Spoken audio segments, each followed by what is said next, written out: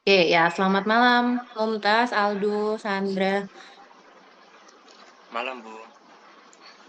Ya, Malam, tiga Bu. orang ini ya. Iya, Bu. Oke, ini dulu aja. Kan kalau persyaratannya itu ketentuannya berapa kali konsultasi dengan pengampu mata kuliah? Untuk minimalnya 2 kali, Bu. Tapi kita rencanakan untuk 3 kali konsultasi, Bu. Begitu. Oke, minimal 2 kali ya. Biasanya juga 2 kali.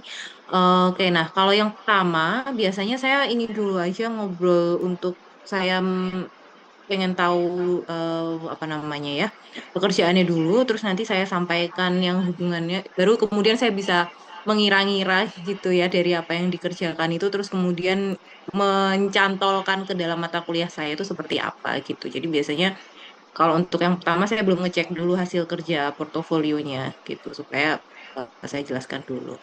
Ya, mungkin bisa cerita dulu ya satu-satu ya. Mumtaz sekarang penempatannya ada di mana, terus pengerjaannya di RDTR-nya di bagian apa gitu. Baik.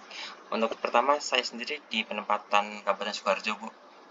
Mm-mm. Untuk prosesnya sekarang lagi di pengendalian pemanfaatan ruang. Dimana kayak kita tuh Terus apa lagi, yang kamu kerjakan? untuk sekarang lagi Mm. melakukan proses penilaian KKPR untuk melakukan analisis dampak, Bu. Begitu. Hmm. Berarti nanti yang kamu susun tuh apa?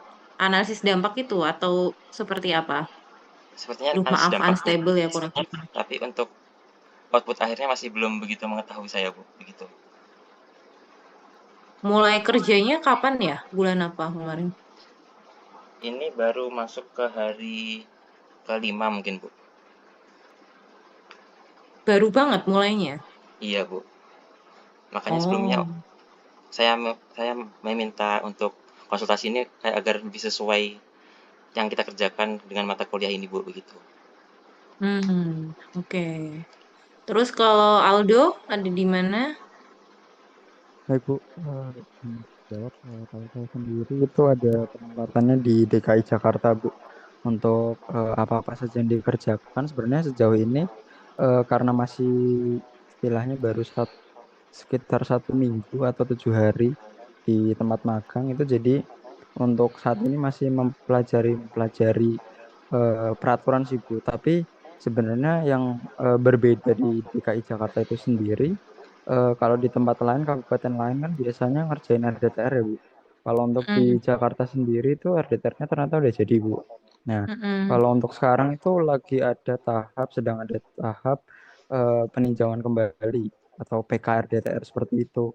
Cuman untuk saat ini itu keberjalanannya itu ternyata sudah ada tenaga ahlinya. Jadi untuk di kantor sementara ini tuh kayak kita tuh dilimpahin pekerjaan-pekerjaan yang istilahnya kalau misalnya ada rapat kita dilibatkan. Terus kalau ada penugasan, kalau sejauh ini sih penugasannya baru kayak verifikasi data, terus kayak penyesuaian antara RDTR dengan RT RW gitu-gitu sih, Bu. Masih awal-awal banget. Kalau untuk sebenarnya kemarin Bu Ima juga udah bilang ke saya kalau misalnya diusahakan dalam magang ini tuh ikut turun untuk mengerjakan analisis dan lain sebagainya, khususnya di apa namanya di peninjauan kembali RDTR seperti itu, Bu.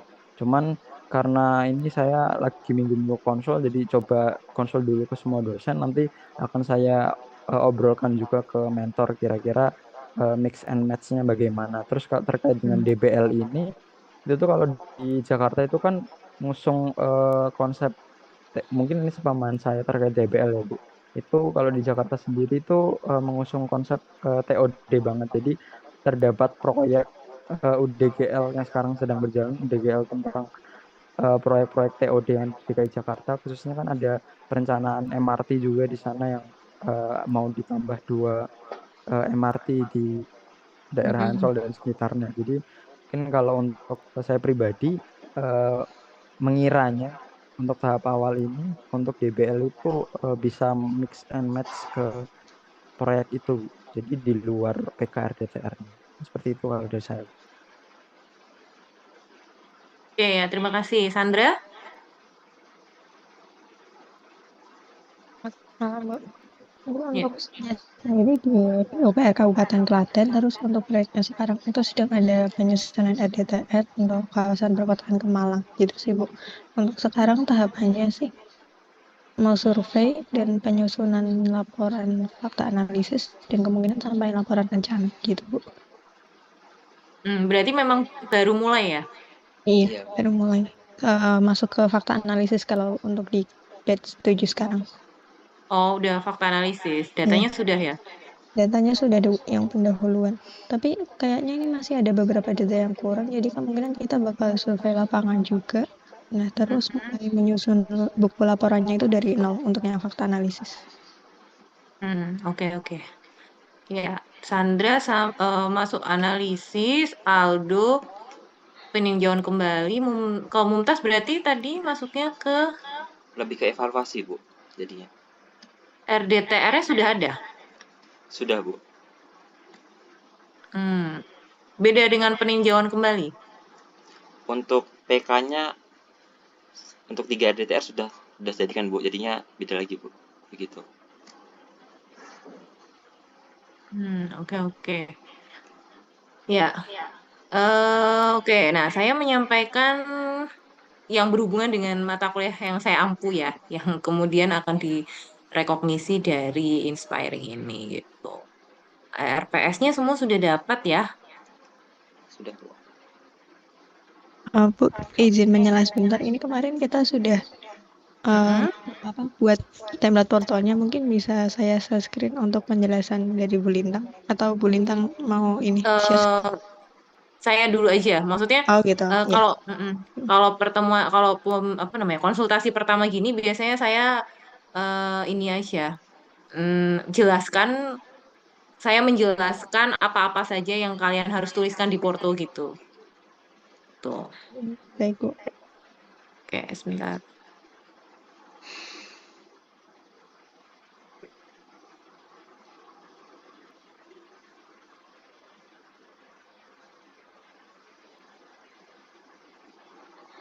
Oke, sudah terlihat ya RPS-nya.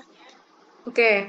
Nah, kalau di MKP ini ya, desain bangunan dan lingkungan, jadi memang ya ini MKP yang kemudian direkognisi walaupun mungkin secara substansi dengan inspiring itu tidak akan bisa langsung disamaratakan persis gitu karena kalau DBL ini desain bangunan dan lingkungan ini memang kami mengacunya itu ke RTBL gitu prinsip-prinsip rencana tata bangunan dan lingkungan atau RTBL jadi lebih rinci lagi daripada RDTR gitu hanya saja nanti mungkin ada beberapa yang bisa dijelaskan untuk memenuhi capaian pembelajaran mata kuliah atau memenuhi CPMK dari mata kuliah ini gitu. Nah, nanti di RPS ini bisa dilihat gitu ya. Di sini ada capaian pembelajaran mata kuliah ya. Nah, ini adalah CPMK-nya ini gitu. Mahasiswa mampu menjelaskan konsep dan penerapan prinsip tata bangunan lingkungan dalam kawasan perkotaan. Kalau di perkuliahan yang reguler, yang tatap muka di kelas MKP ini, jadi biasanya eh, materi-materi yang saya sampaikan itu adalah materi-materi komponen dari RTBL. Itu komponen RTBL, terus kemudian biasanya mahasiswa secara berkelompok itu ke lapangan mencari studi kasus langsung, kemudian mengidentifikasi komponen RTBL-nya di situ gitu. Nah, em,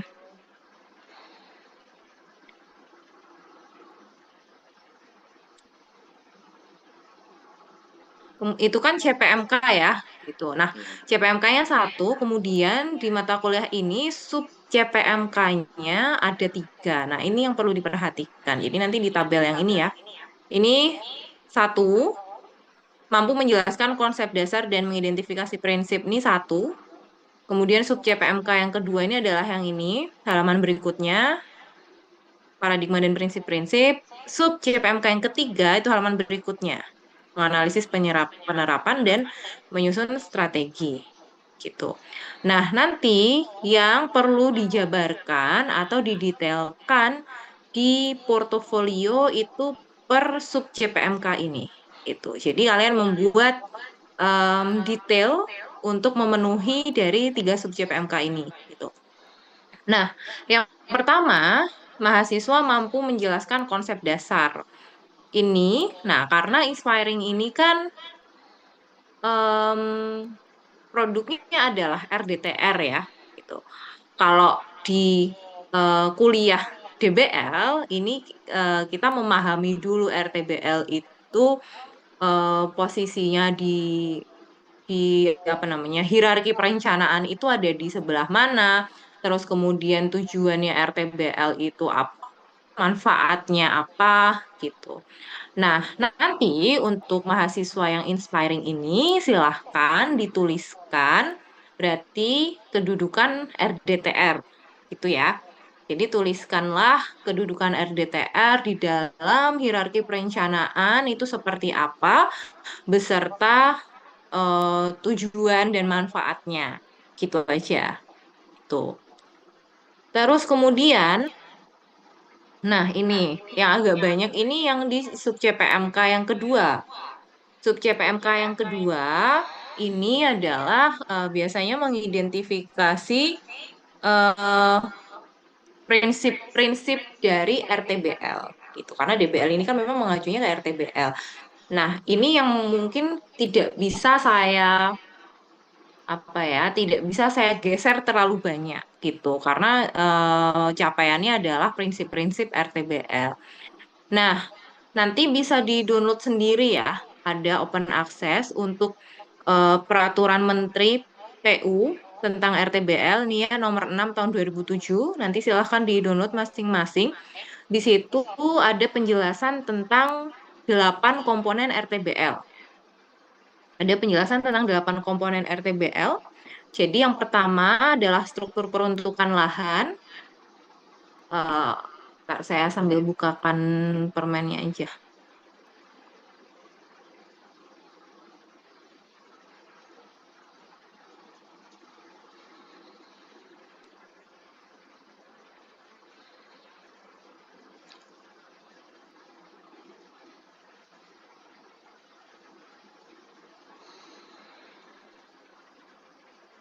Ya, ini seperti ini. Nanti dokumen apa peraturan Menteri PU tentang RTBL.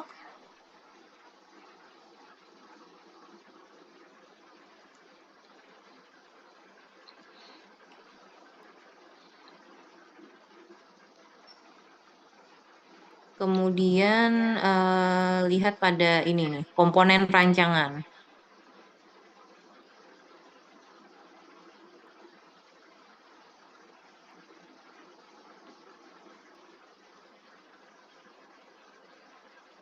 Nah, ini mulai dari sini. Ini yang 8 tersebut ya, 8 komponen tersebut nanti yang harus kalian jabarkan em, sesuai dengan isi dari RDTR masing-masing gitu. Kan kebetulan kan nggak ada yang mulai dari nol ya pengambilan data gitu ya.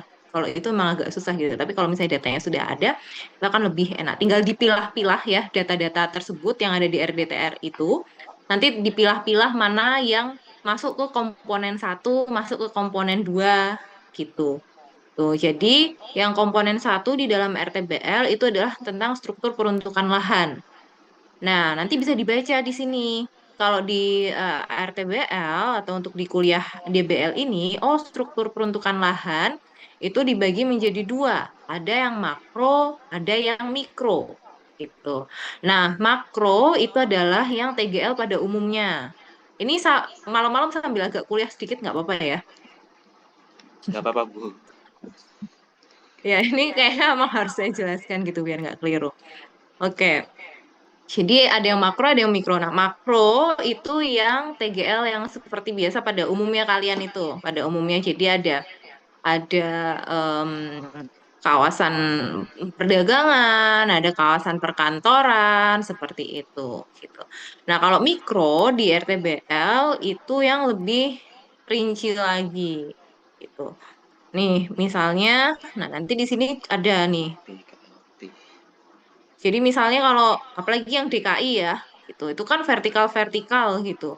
Nah, eh, di apa namanya di data gitu, misalnya ada datanya dituliskan. Oh, kalau untuk yang di kawasan saya ini lahan mikro ini mengatur sampai dengan gini. Kalau yang vertikal itu adakah perbedaan penggunaan aktivitasnya gitu dalam misalnya gedung-gedung itu. Oh, ada satu gedung itu yang misalnya di bawah itu untuk komersil, atasnya untuk hunian gitu. Nah, itu dijelaskan seperti itu gitu. Oke, seperti itu terus kemudian sampai rinci biasanya kalau yang blok-blok gitu ya. Terus sudah itu struktur peruntukan lahan. Nah, terus kemudian ini intensitas pemanfaatan lahan. Nah, ini saya rasa pasti ada sih ya di apa RDTR tentang KDB, KLB itu. Nah, itu silahkan dijelaskan menurut kawasan masing-masing ya untuk intensitas pemanfaatan lahannya. Nih, di sini ada rinciannya mana-mana saja yang ada. Terus misalnya di sana sudah dituliskan di dokumennya sudah sampai dituliskan insentif disinsentifnya silahkan disalin gitu, dijelaskan dengan kata-kata sendiri juga dengan kalimat sendiri nanti di portofolionya.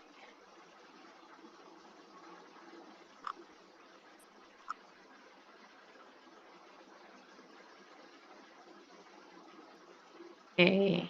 Terus kemudian, nah komponen yang ketiga adalah tata bangunan.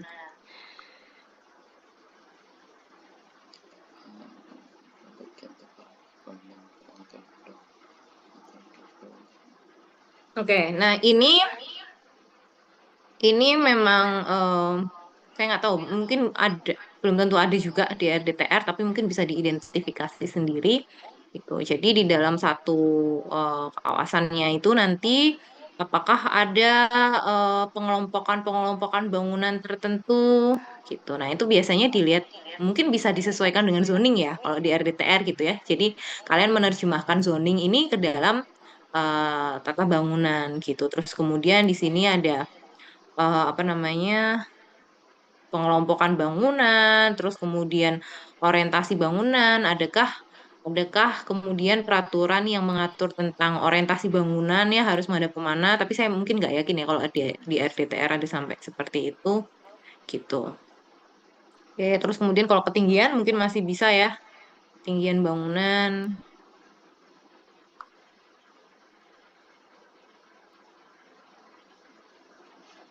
Oke, nah ini sistem sirkulasi. Nah, sistem sirkulasi dan jalur penghubung ini agak banyak isinya. Ini ya, lihat di komponen penataan. Jadi hierarki jalan pasti ada ya, hierarki jalan. Terus kemudian sirkulasi kendaraan umum yang lewat di kawasan tersebut dijelaskan. Sirkulasi kendaraan pribadi. Terus kalau misalnya kendaraan umum informal tuh kalau ada ya, seperti misalnya becak gitu.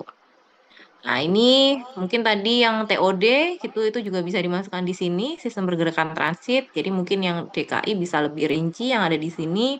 Terus kemudian sistem parkirnya seperti apa. Ini kalau ada juga ya jalur servis, tapi mungkin tidak semua kawasan ada. Terus pejalan kaki di sana seperti apa itu.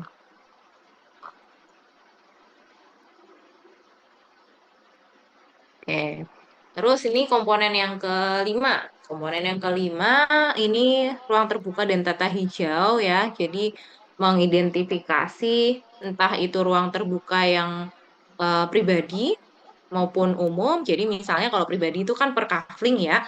Itu misalnya oh di DKI ini kepadatan tinggi maka untuk ruang terbuka pribadinya itu tidak terlalu apa gimana gitu hanya apa namanya cenderung sudah padat maka ruang terbukanya diarahkan untuk yang umum di sana makanya kalau di Jakarta tuh banyak taman-taman komunal misalnya kayak gitu. Jadi diidentifikasi yang pribadi dan umum dideskripsikan seperti apa gitu. Ini terlalu teknis, kayaknya harus ikut kuliah kalau ini ruang terbuka privat yang dapat diakses oleh umum gitu-gitu. Ya, nanti yang bisa kalian jabarkan aja gitu. Jalur hijau itu biasanya kalau yang apa buffer-buffer gitu ya, sempadan-sempadan seperti itu kalau ada.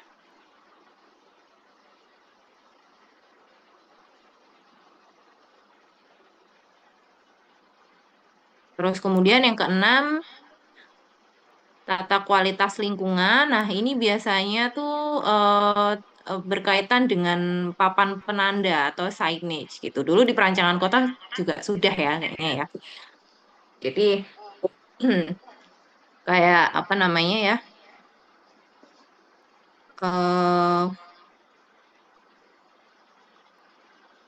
Signage yang bersifat memberi informasi, memberi arahan. Nah, itu kemudian diidentifikasi juga. Nah, oke, terus, nah selain signage itu juga di sini ada nih, misalnya street furniture-nya di sana sudah dilengkapi dengan apa saja? Oh, ada lampu jalannya, ada bangku taman di sepanjang pedestrian way-nya, seperti itu. Itu bisa diidentifikasi. Gitu. Oke.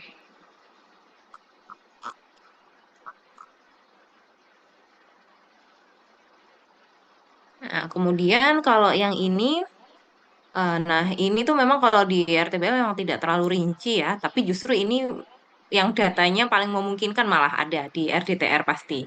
Gitu. Jadi prasarana dan utilitas lingkungan kalian sudah paham ya isinya apa saja, air bersih gitu-gitu, cuman nanti dipersingkat aja penjelasannya ya, nggak usah sampai rumus semua perhitungan dimasukkan tidak perlu gitu. Jadi bisa diceritakan secara singkat untuk utilitas-utilitas ini. Gitu. Terus yang terakhir memang tidak ada di sini ya tulisannya. Di atas itu komponennya ada 8, tapi di penjelasannya yang nomor 8 ini nggak ada ya kalau kalian lihat itu. Karena yang 8, nomor 8 itu adalah preservasi. Preservasi itu bisa jadi ada, bisa juga nggak ada di kawasannya gitu.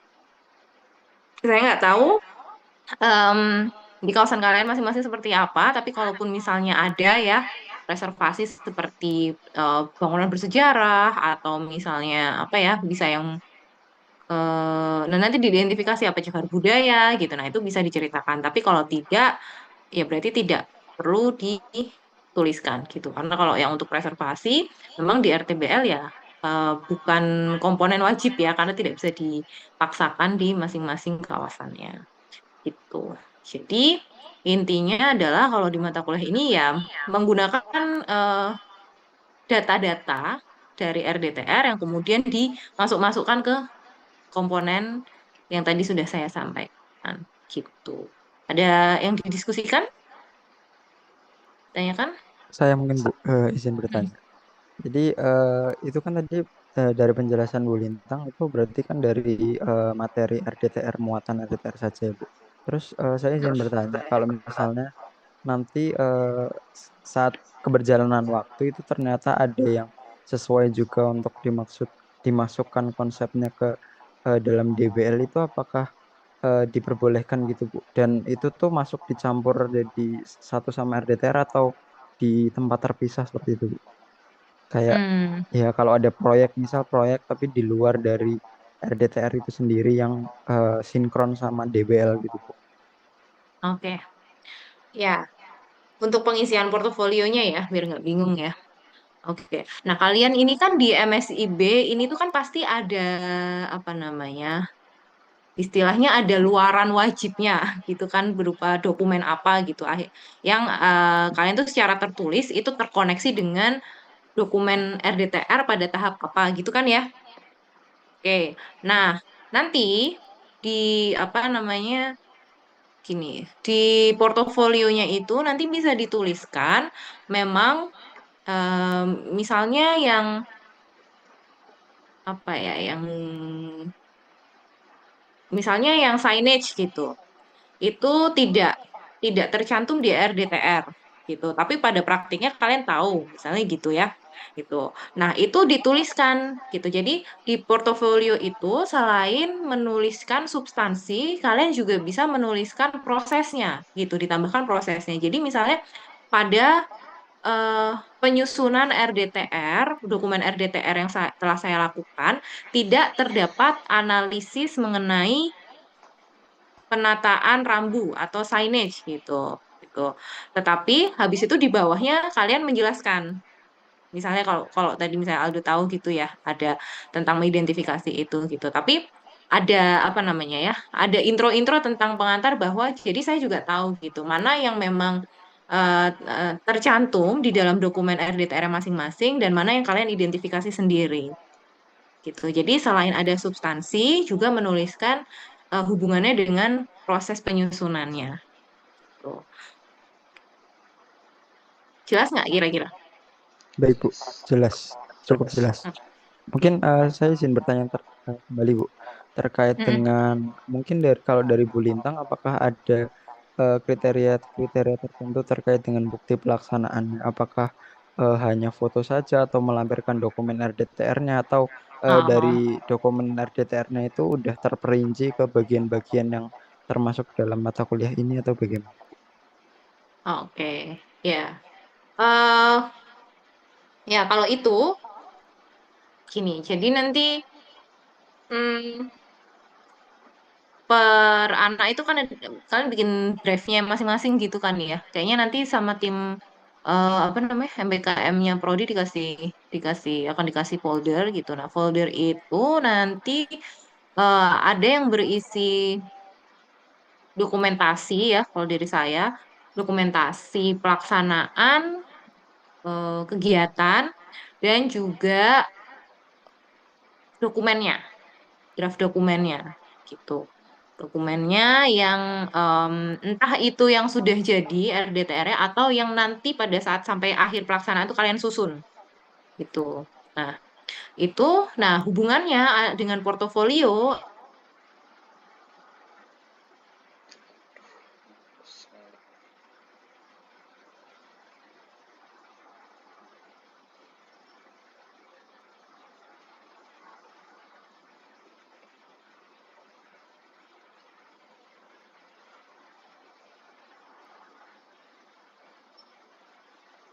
Kalian jelaskan kan ya, singkat aja, singkat-singkat aja.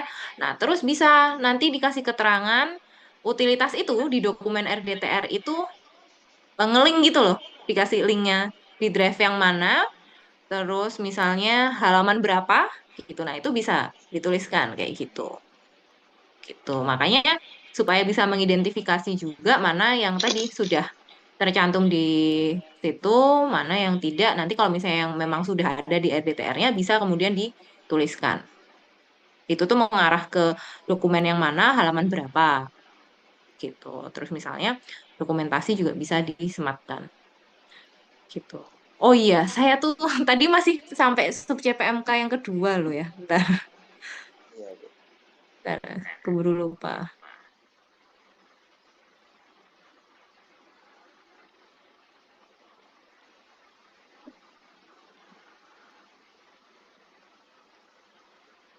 Oke, nah tadi kan diidentifikasi ya, delapannya gitu, 8 komponen. Nah, terus ini sub CPMK yang terakhir, itu nggak kelupaan.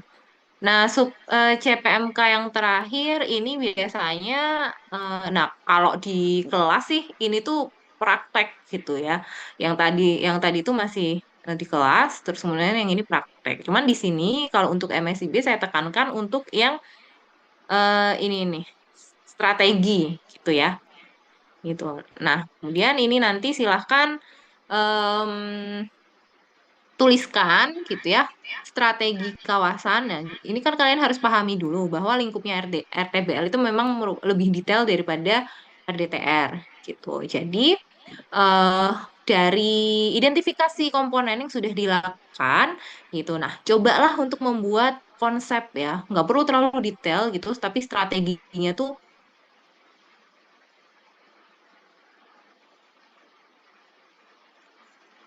ini juga bisa silahkan disesuaikan atau diturunkan dari strategi yang ada di RDTR misalnya gitu. Jadi di RDTR-nya itu Sukoharjo itu mau dibentuk arahnya tuh untuk yang seperti apa sih, Klaten itu seperti apa, Jakarta seperti apa. Nah, kira-kira kalau untuk kawasan ya, untuk RTBL itu bisa diambil dari segi mananya gitu. Apakah mengusung konsep integrasinya, apakah mengusung konsep eh, berwawasan lingkungan misalnya. Nah, itu silahkan bisa diambil dari situ gitu. Sudah ya, 3 sub CPMK seperti itu. Jadi yang pertama tadi kedudukan RDTR-nya, terus kemudian yang kedua mengidentifikasi komponen-komponennya 8 tadi ya. Kalau nggak ada berarti 7 yang wajib. Baru yang ketiga adalah strateginya. Strategi harus diturunkan dari dokumen yang di atasnya atau RDTR yang kalian sudah ada gitu. Oke, ada lagi?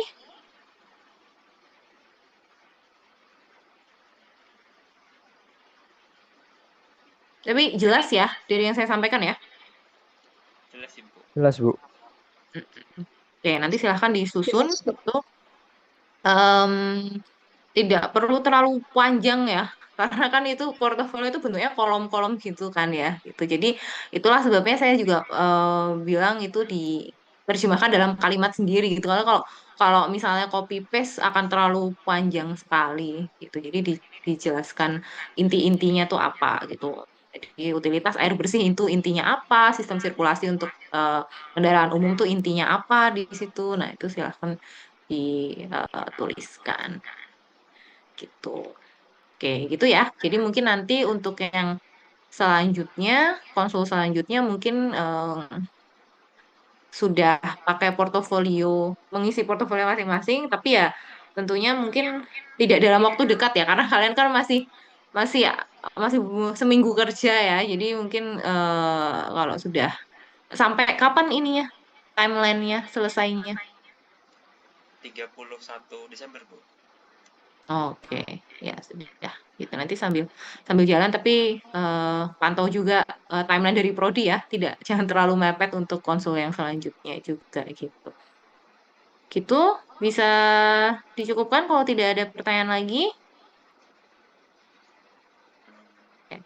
Nanti jangan lupa download itu dulu juga ya, Permen PU RTBL. Oke.